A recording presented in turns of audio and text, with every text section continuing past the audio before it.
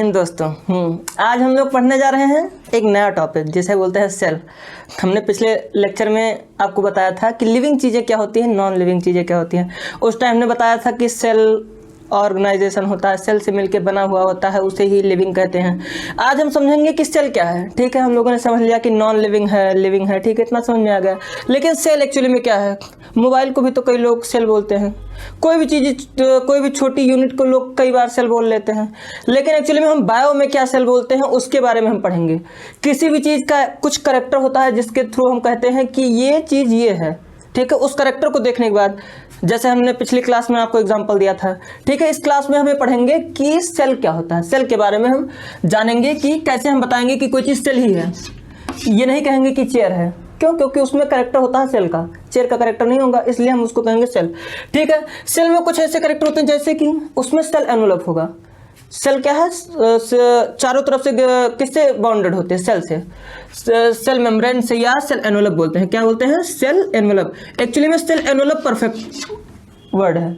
Cell membrane तो होती है, किसी भी लिविंग ऑर्गेनिज्म की जो मेम्ब्रेन होती है उसमें सेल मेम्ब्रेन जरूर होती है, वो एक्सटर्नल बाउंड्री उसे बोलते हैं। ठीक है, लिविंग ऑर्गेनिज्म की जो बाउंड्री होती है उसके सेल को, उसको सेल मेम्ब्रेन बोलते हैं। ठीक है, सेल मेम्ब्रेन। सेल मेम्ब्रेन के अलावा कई बार क्या होता है कि बहुत सारे लेयर हो जाते हैं, जैसे सेल वॉल हो जाता है, पेप्टिडोग्लाइकन हो जाता है, या काइटिन हो जाता है, तो उसको क्या बोलते हैं? Cell envelope. सीधी सीधी बात है, सेल को जो कवर कर रही है उसको सेल एनवेलप बोलते हैं। उसमें सेल मेम्ब्रेन भी हो सकता है, सेल वॉल भी हो सकता है, काइटिन की भी हो सकती है, पेप्टिडोग्लाइकन का भी वॉल हो सकता है। ठीक है, मतलब किसी सेल में सेल मेम्ब्रेन जरूर होगी। ठीक है, जैसे सेल मेम्ब्रेन हमारे घर के चारों तरफ की दीवार हो गई। ठीक है, समझ गए। उसके अंदर क्या होगा? घर के अंदर हर एक घर में कोई ना कोई गार्जियन होता है। ऐसे क्या होगा? सेल के अंदर कोई गार्जियन होता है, उसको क्या बोलते हैं? Genetic material. क्या बोलते हैं? Genetic material. जेनेटिक मटेरियल ही ज़्यादातर चीज़ों को कंट्रोल करता है। हमारी बॉडी में कोई भी चीज़ कंट्रोल हो रही है तो कहाँ से हो रही है? जेनेटिक मटेरियल के थ्रू। कहते हैं ना कि कई बार जेनेटिक डिसऑर्डर किसी को हो जाता है, इसका मतलब जो जीन ट्रांसफर हुआ है वो डिफेक्टेड हो गया है, या कुछ चीज़ उसमें ऐड हो गई है, या उससे कुछ हट गई है। ठीक है, क्या है genetic material? As a guardian हम समझ सकते हैं कि किसी भी सेल में जो जेनेटिक मटेरियल होता है एज ए गार्जियन एक्ट करता है। ठीक है, उसके अलावा क्या है? कोई भी गार्जियन होगा तो हर चीज़ तो उसे पता नहीं है। यदि घर में किसी का तबीयत खराब होगा तो डॉक्टर के पास ले जाएगा वो, यदि कोई दिक्कत आ गई तो वो पुलिस को कॉल करेगा, यदि और कोई जानकारी चाहिए तो एडवोकेट से बात करेगा, घर बनवाना है तो मिस्त्री से बात करेगा। ये कौन करेगा? ये जेनेटिक मटेरियल करेगा, लेकिन खुद नहीं करेगा। जैसे पेरेंट्स घर का सारा काम थोड़ी ना कर पाएंगे कि वही खाना बना लें, वही डॉक्टर बन जाए, वही एडवोकेट बन जाए, वही पुलिस बन जाए, ऐसा नहीं हो सकता ना।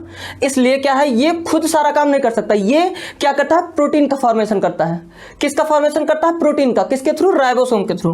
किसके थ्रू? राइबोसोम के थ्रू। ठीक है, सेल है, सेल में सेल एनवेलप जरूर होगा। ठीक है, यानी सेल मेम्ब्रेन हो सकता है, किसी में होगा, सेल वॉल भी होगा। ठीक है, अभी इसके बारे में हम थोड़ा डिस्कस करेंगे। ठीक है, सेल एनवेलप के बारे में। ठीक है, उसके अलावा क्या है? जेनेटिक मटेरियल जरूर होगा किसी सेल में। ठीक, जेनेटिक मटेरियल क्या हो सकते हैं? डीएनए या आरएनए हो सकता है। ठीक है, जेनेटिक मटेरियल दो ही तरीके का होता है, डीएनए या आरएनए होता है। ठीक है, या आरएनए। ठीक है, ये सेल एनवेलप है। ये क्या है? Cell envelope. ठीक है, जेनेटिक मटेरियल राइबोसोम। ठीक, इसके अलावा जो ये जेनेटिक मटेरियल होगा, राइबोसोम होगा, सेल एनवेलप के अंदर एक फ्लूइड लाइक स्ट्रक्चर होता है जिसको बोलते हैं साइटोप्लाज्म। क्या होता है? साइटोप्लाज्म। ये कुछ चीजें होती है जिससे हम कह सकते हैं कि एक सेल है। सेल क्या होगा? सेल में उसका एनवेलप होगा। ठीक है, उसमें जेनेटिक मटेरियल होगा, डीएनए आरएनए हो सकता है, राइबोसोम होगा। ये 70S या 80S हो सकता है। ये S है, 5 मत समझिएगा इसको।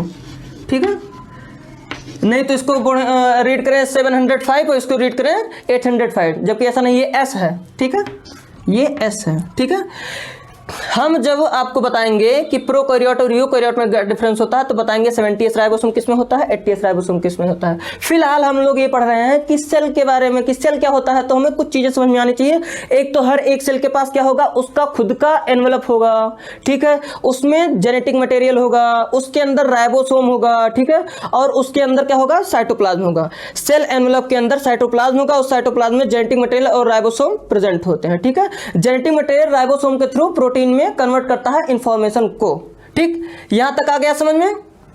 ये है क्या, सेल के कुछ करेक्टर। ठीक, उसके अलावा हमने बताया था जो सेल एनवेलप होता है, जैसे कुछ एग्जांपल के थ्रू हम बताना चाहते हैं कि सेल एनवेलप डिफरेंट कैसे हो सकता है। हमने कई बार इसी लेक्चर में आपको बोला कि सेल एनवेलप क्या होता है। जैसे एनिमल की बात करते हैं तो उसमें केवल सेल मेम्ब्रेन होता है, प्लांट की बात करते हैं तो हमने कहा था कि एडिशनल सेल वॉल आ जाता है। ठीक है, उसके बाद जब फंजाई की बात करेंगे तो उसका सेल वॉल क्या होगा, काइटिन का बना होगा। उसके अलावा जब बैक्टीरिया की बात करेंगे तो क्या होगा, वो पेप्टिडोग्लाइकन का बना होगा। एनवेलप के बारे में एक बार देखेंगे सही से, ठीक है, कि कौन सा ऑर्गेनिज्म है उसमें उसका एनवेलप किससे किससे बना होता है। सेल एनवेलप में जैसे हम लोग एनिमल के बारे में देखेंगे, जो सेल एनवेलप होता है एनिमल का, उसमें केवल सेल मेम्ब्रेन होता है। क्या होता है, सेल मेम्ब्रेन।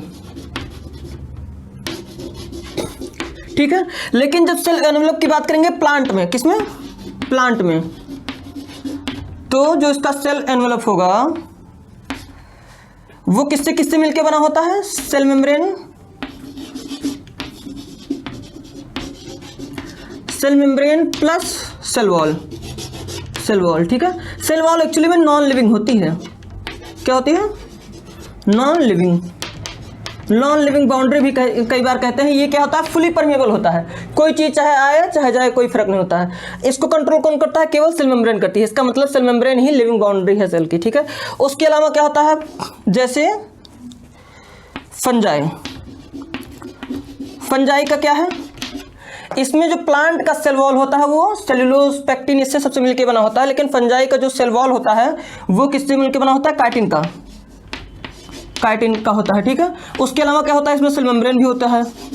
सेल मेम्ब्रेन तो किसी भी लिविंग ऑर्गेनिज्म में होगा, उसका पूछना ही नहीं है। उसके अलावा कौन सा उसमें मेम्ब्रेन है उस पर डिपेंड करेगा कि सेल एनवेलप उसका किससे किससे मिलकर बना है। ठीक है, सेल मेम्ब्रेन जगह नहीं है, यहां समझ लेना। ठीक है, ये क्या है, सेल मेम्ब्रेन लिखा हुआ कंप्लीट। ठीक, उसके अलावा क्या होता है, बैक्टीरिया। एक्चुअली में जो बैक्टीरिया का सेल एनवेलप होता है तीन चीजों से मिलकर बना होता है। ठीक है, एक तो क्या होता है, सेल मेम्ब्रेन तो सब में है, तो पता है, कॉमन सी बात है।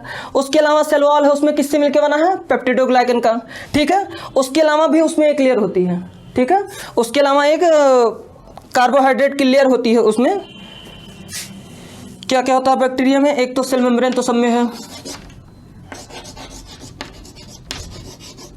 ठीक है, एक तो सेल मेम्ब्रेन सब में है, पेप्टिडोग्लाइकन की सेल वॉल उसमें है। तो दिख नहीं रहा है, एक मिनट इसको ऊपर लिख देते हैं। ठीक है, बस यही है इसमें कि जो बैक्टीरिया है उसके लिए तीन चीजों से मिलकर बनी होती है। एक तो क्या है, सेल मेम्ब्रेन से, दूसरा है सेल वॉल जो कि पेप्टिडोग्लाइकन का मिलकर बना होता है पेप्टिडोग्लाइकन से। उसके अलावा एक जो है पॉलीसेकेराइड की लेयर होती है। ठीक है, ये कह सकते हैं कार्बोहाइड्रेट की भी एक लेयर होती है एक्सटर्नल। ठीक, बस इतना ही है, डन। ये डिफरेंट चीजें हैं जो हम समझ सकते हैं कि सेल एनवेलप किसका किसका डिफरेंट ऑर्गेनिज्म में मिलकर बना होता है। एक बार फिर से रिवाइज करते हैं, जो एनिमल है उसका सेल एनवेलप क्या होता है, उसमें केवल सेल मेम्ब्रेन होता है। ठीक है, उसके अलावा जो प्लांट है उसके सेल एनवेलप में क्या होगा, सेल मेम्ब्रेन के साथ साथ सेल वॉल भी ऐड होगा। उसके बाद फंजाई है, उसके सेल मेम्ब्रेन के बाद उसमें क्या होता है, सेल वॉल होता है जो कि काइटिन से मिलकर बना होता है। उसके अलावा जो बैक्टीरिया है वो 3 लेयर से, उसका एनवेलप 3 लेयर से मिलकर बना होता है। एक तो सेल मेम्ब्रेन, दूसरा सेल वॉल जो कि पेप्टिडोग्लाइकन का मिलकर बना होता है। उसके अलावा एक कार्बोहाइड्रेट की भी लेयर होती है उसकी सबसे एक्सटर्नल वाली। बस डन।